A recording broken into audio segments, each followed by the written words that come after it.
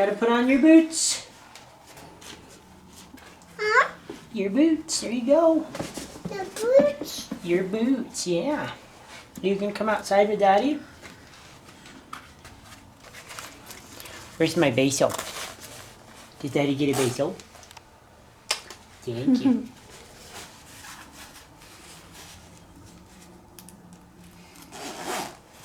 No.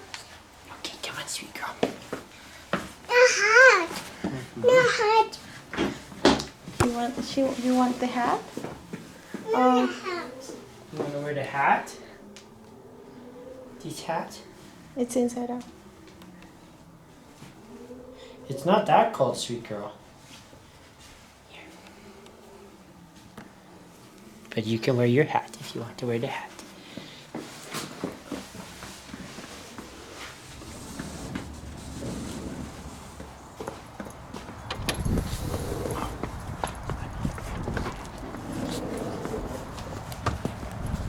By the way, you might be asking about Penny, this white pointer dog. She's not ours. She's my buddy David's dog. And you know Gremlin. Little Grimmy girl. And Leia. There's the boss man and Shireen. Leia! Come here, Leia. Leia! Here's little Miss Leia. Yeah, Penny's just over here to play. She's not our dog. So I've had a few people asking about the different mink we have and the setup and a few different things. So we haven't been able to continue with the building on Minkland yet. So we don't have any large runs that we were hoping to have built by now. Hoping to get at least one built before the baby mink are old enough to kind of roam around. But we've got a while before that because obviously there's no baby mink born yet. Yeah, so we want to at least get one built, but kind of financial situation's a little tight, so we're not in a rush to finish the whole thing as soon as possible. We're going to kind of hold off on that for a little bit. This is our current setup. The mink have a nice little nest box with sawdust in one end. They have a little cage out front, in front of the cage, that they can kind of stand in. And you see we've got the plastic down so that they can stand on the plastic. But the very back area is just wire, so when they go to the bathroom, it falls down through the wire. And you see down here on the ground, we have these plastic roof sheets to catch the droppings when they fall down. So it's nice and easy to keep clean. We just pull these out and then just spray them off to keep them clean. And that the droppings and the urine and stuff kind of soaks into the cement, so it gets kind of gross. This makes it super clean because it doesn't soak into the plastic, obviously. So it's really easy to keep clean, and everything smells fresh and nice. And then the mink have these runs, and you see they've got the plastic, so it's nice and soft on their feet, but there's holes in it, so if they go to the bathroom, any liquids drain down really quick, and they're not just walking in their own waste. And when we go to spray it off, it's really easy to spray off any droppings if they ever do poop on this. Quickly just spray it off with the power washer, and it's good and clean. And so then they can run down their little run. Then they can go climb around on their little water tub, go swimming. And so yeah, that's how the cages are set up. People have been wondering about the mink as far as who I have still, and the kind of who's related to who and how they're related and all that. So let's go through each mink and describe them and their name and breeding and everything and age. In order to avoid too much inbreeding, from time to time I still get mink from the fur farms to add fresh blood to my line of working mink. So this is Mr. Spot. He's one of my best hunting mink. He's really good little hunting mink. His mother is named Taz, and his father is named Rocky. This is Mr. Bear. His mother's named Maher, and his dad is Brock. Mr. Houdini, his dad is Brock as well, but his mother was Taz. So he has the same mother as Spot, but the same dad as Bear. And here we have little Miss Rio, and she's not related to anybody. And this is Spot's brother Midnight, Obviously same parents, so mother's Taz, dad is Rocky. Goldie, she's fast asleep. Goldie is Houdini's sister from the same litter. So Taz is the mother, Brock is the father. Okay, so this is little Mr. Saber. Saber's dad is Brock, and his mother is Rio. This is Taz, so she's the mother mink that we keep talking about. This is Taz right here. Her name is Ikisabe. Her mother was Tashishi, and her dad's name was Kong. This right here is Saber's sister. We call her Cece. Her mother is Rio, and her father is Brock. And this is the infamous Savage. She is our first ever second generation litter. So her mother is Ikisabe, and her father is Bear. Bear is a son of Brock and Maher, and Ikisabe was a daughter of Kong and Tashishi. So she's from our litter of first ever second generation mink. And this is the two brothers of Savage. So this is Mr. Big Red.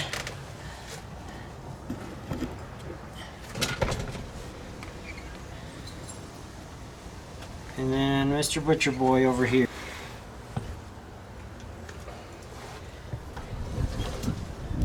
Who are their parents? So the parents to these guys, again, they are Savage's brothers. So they're part of that litter that was the first ever second generation hunting mink. So these guys are lucky enough to be in this big run because there's two of them. We had Saber in there up until a couple weeks ago, but Saber started getting a little sore on the back of his tail, I think from these two squabbling with him. So we pulled Saber out to make sure he wasn't getting picked on. And now they're the last two of the babies that are still together. All of the other mink have been separated for their own safety. They've started squabbling. Hey, Lami, come here. Hi, sweetie. Oh, you're too busy eating. Lammy. So this is little Miss Lammy. You guys remember when she was little? She's grown quite a bit. And we're hoping she has babies. She should give birth if she's going to. Okay, that's enough kisses, thank you. She should give birth if she's going to in right around May or June. So we'll see what happens. Often they have twins, so she could easily have twins. We're hoping she does, because if she has babies, then we can have milk. So we're hoping that she'll have some babies, but we'll just have to wait and see. She's obviously got a lot of wool now. We're gonna be shearing her soon so that she's nice and cool for the summer. Okay, so you guys may be wondering about certain mink who aren't here anymore that we didn't list in that list of different mink. From time to time, we rehome mink.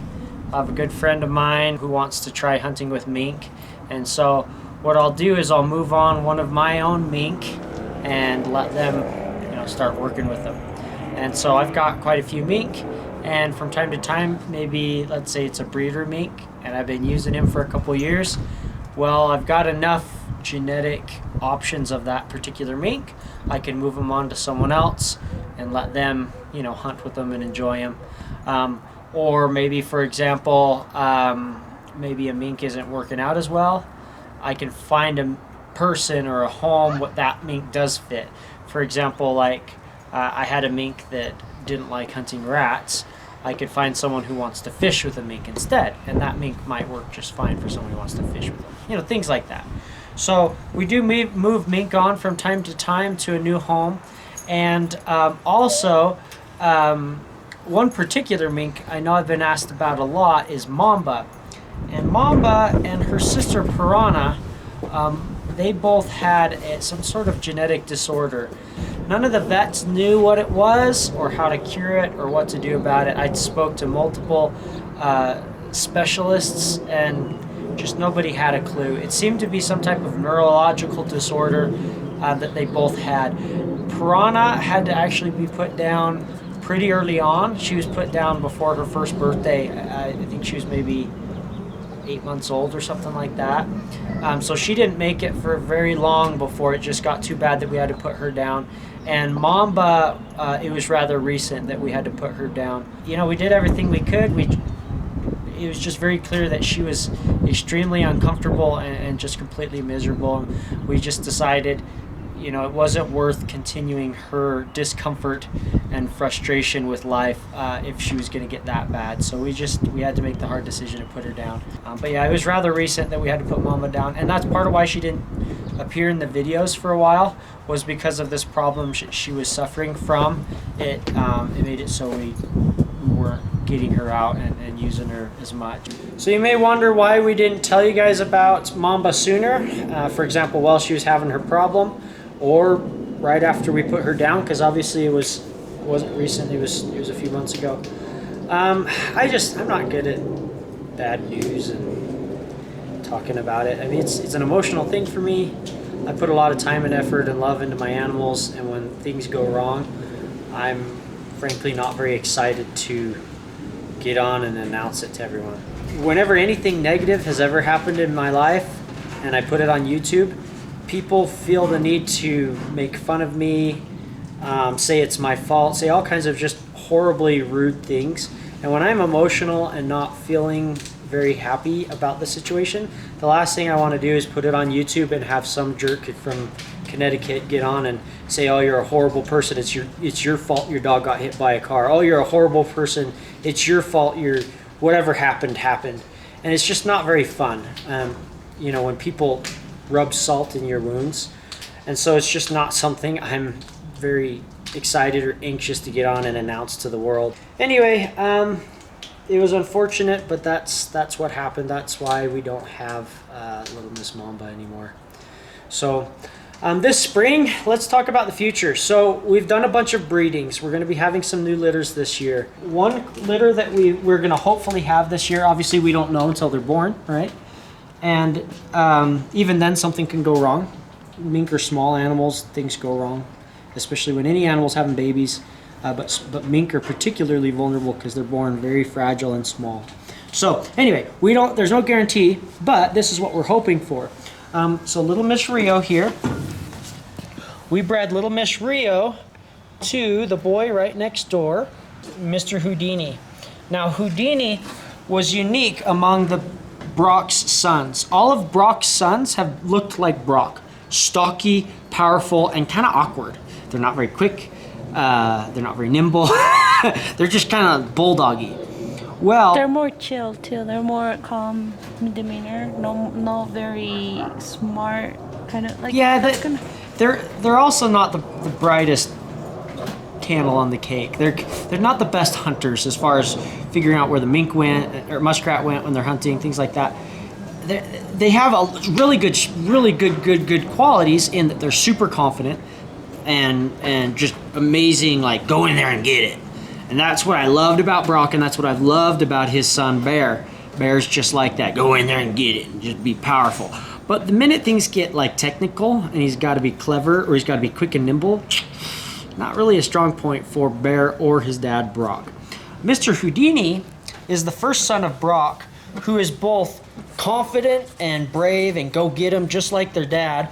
Also, I may add, Brock and his sons are also very calm and easy to handle. They're not aggressive towards humans. Though they're really go get 'em when it comes to hunting, they're very nice and calm to handle and be around. Well, Mr. Houdini, his mother Taz tended to throw very clever, very quick, rather athletic babies. And he ended up having the best of both worlds. So Mr. Houdini is quick and nimble, more like his mom's side, but he's got super confidence and bravery from his dad's side. He's actually the most athletic. Mommy, Mommy, What? Yes. Daddy? I told say. Oh, Go really? inside. Go inside, okay? Go inside. Okay. I think that's what she was telling me. She wants to go inside. Yeah. She found a puddle. Look, Yeah, there's puddles everywhere. So, It's been raining. So the reason he's named Houdini is because he's the most clever and athletic out of all of the baby mink that we had born this year. Our little run that we have back there, we used to have the wall a little bit shorter, and Houdini figured out how to jump and reach the top and pull himself out. He was the only mink that would do it, and he did it several times, and finally we figured out how he was getting out. We had to put cameras. We had to set up cameras to see how is he getting out, and then we saw, oh, he's just jumping. Wow, that's amazing, he's jumping that high. So we made the fence a little bit higher, and it worked for, a few weeks. And then eventually, as he developed, he got a little more developed, and he'd figure out how to jump out again. And none of the other mink would figure it out, that he would jump every time and get out, and they would all be left in the cage. So we made it a little bit higher. He would be the only one to jump really high and reach the top of the fence and pull himself out. So that is really exceptional, because not only was he the most athletic out of all those baby mink, but his dad typically throws really awkward, not athletic babies. So the amazing thing about Houdini that we absolutely love is Houdini has that really nice, friendly temperament of his father. The really confident, aggressive when it comes to hunting temperament of his father. But he doesn't have the awkwardness of his father or his brother Bear. He's really quick, rather lean. If you see, he's got a smaller head. Bear. You look at how Bear's built. He's heavier built. He's not as stocky as his father, but he's more stocky than his brother Houdini, who's got the lighter, more athletic build. Anyway, so we were really excited about Mr. Houdini. He's really easy to train, really easy to work with, hard go-getter hunting, and he's more athletic. So we bred him with little Miss Rio, and Rio last year produced a really nice litter out of Brock, Houdini's father. So we're excited to see what Mr. Houdini can produce when crossed with Rio. So they've successfully bred, so we're excited to see what she produces in the coming May when she gives birth, or when she's supposed to give birth. This year I want to try and do all from that litter. I'm going to raise them all together, bottle raise them, try and get them all bonded to me and seeing me as mother. And then during the raising process, I'll basically kind of figure out which one is going to be the best of the group, and put more time into that individual to basically turn it into my pet mink, like Mambo was, my special one that I pour a lot of time into, and try and just make the best hunter, best cached, best trained mink, and my best friend, all into one. So we'll see what happens. We're excited to see how that little experiment goes. So we're looking, roughly by the middle of May, we should have all our litters born, and we'll know what we have to work with. So we'll show you guys more as that develops, and we're excited to see what babies we have this year. Thanks for watching. We'll show you more next time.